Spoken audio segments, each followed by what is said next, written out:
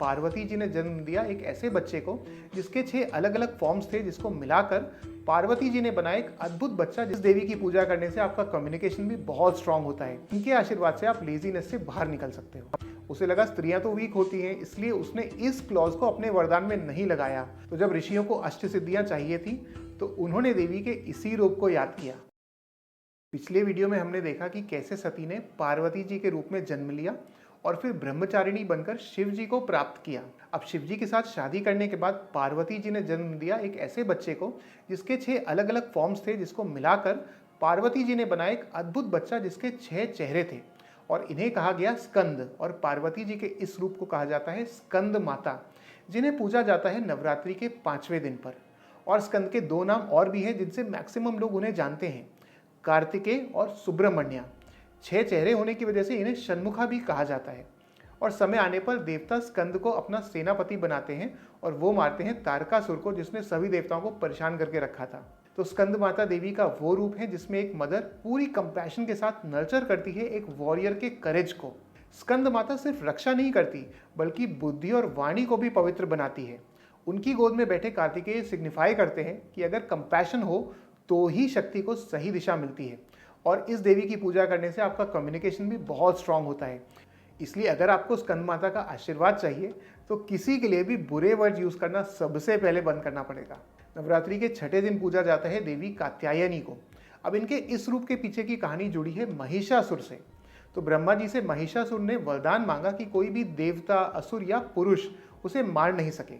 उसे लगा स्त्रियां तो वीक होती हैं, इसलिए उसने इस क्लॉज को अपने वरदान में नहीं लगाया और इसी लूपहोल का यूज करते हुए देवताओं ने आह्वान किया देवी का। और महिषासुर से तंग आकर ऋषि कात्यायन ने जब देवी की आराधना की तो उन्हें देवी ने बोला कि मेरा जन्म तुम्हारे ही आश्रम में होगा और मैं इस आतंक को खत्म कर दूंगी। तो ऋषि कात्यायन की बेटी के रूप में आई देवी कात्यायनी और फिर इन्होंने सब असुरों को मारा और अंत में महिषासुर को भी मारा, जिसके बारे में महिषासुर मर्दिनी स्तोत्रम भी है जो आपने जरूर सुना होगा।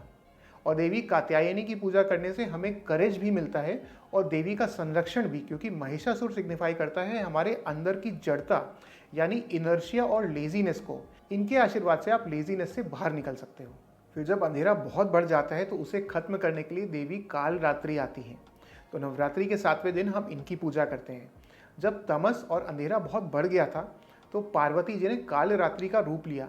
काला वर्ण, खुली जटाएं और 3 आंखें, सांसों में अग्नि और हाथों में वज्र। और फिर वो तामसिक शक्तियां जैसे कि अहंकार, डर, गुस्सा, इन सब को खत्म कर देती हैं। इसलिए उनका नाम शुभांकरी भी है कि वो दिखती तो डरावनी है लेकिन करती सबके लिए अच्छा है। तो जब नवरात्रि के 7वें डे पर इनकी पूजा करते हैं तो हमारे अंदर का डर, गिल्ट सब चला जाता है। और काफ़ी लोग इन्हें सहस्रार चक्र से जोड़ते हैं जो दर्शाता है अंधेरे से पार की रोशनी को। So this devi is the one night that ends all the nights, यानी वो अंधेरा जो बाकी सारे अंधेरों को जड़ से खत्म कर देता है। फिर आता है नवरात्रि का 8वां दिन और इस दिन पूजा की जाती है देवी महागौरी की। तो अंधकार मिटाने के लिए पार्वती जी ने कालरात्रि का रूप लिया जो कि काफी डरावना था। इसलिए जब अधर्म और तमस कम हो गया तो शिव जी ने पार्वती जी से कहा कि अब इस रूप की जरूरत नहीं है और तुम्हें भक्तों को फिर से वही सुंदर, स्पॉटलेस और रेडिएंट रूप दिखाना चाहिए। तो गंगा स्नान से उनके युद्ध की जो भी धूल वगैरह थी वो सब साफ हो गई और पार्वती जी ने फिर अपना नया रूप लिया और इनके इस रूप को कहा जाता है महागौरी। ये शब्द गौरा शब्द से आता है जिसका मतलब है ब्राइटनेस एंड प्योरिटी। सो महागौरी का अर्थ है वो जो बहुत प्योर, ब्यूटीफुल और रेडिएंट हो। Mahagauri serenity, gentleness and compassion, वो आपको प्योरीफाई करती हैं और पास में जो भी हुआ उससे आपको फ्री करती हैं और घर में और आप में भी पीस लाती हैं। तो जहाँ काल रात्रि is the night of fear, Mahagauri is the sunrise of compassion. और नवरात्रि के आखिरी दिन डेडिकेटेड है देवी सिद्धिदात्री को। सिद्धि का मतलब है स्पिरिचुअल पावर्स से परफेक्शन या मास्टरी। तो जब पार्वती जी सिद्धियाँ देती हैं तो उनके इस रूप को कहा जाता है सिद्धिदात्री।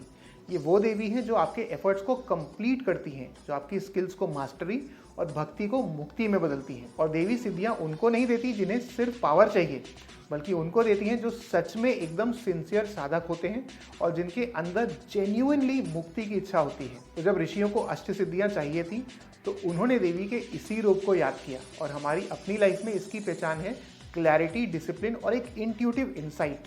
अगर आपको इस वीडियो से कुछ नया सीखने को मिला तो चैनल को सब्सक्राइब ज़रूर करें। इस चैनल से हमारा एम है सभी पुराणों से इंटरेस्टिंग और ज्ञानवर्धक कहानियाँ आप तक लाना। आगे आप कौन सी कहानी सुनना चाहते हैं वो कमेंट्स में भी बता सकते हैं और हम आपसे मिलेंगे अगले वीडियो में कुछ और इंटरेस्टिंग स्टोरीज के साथ।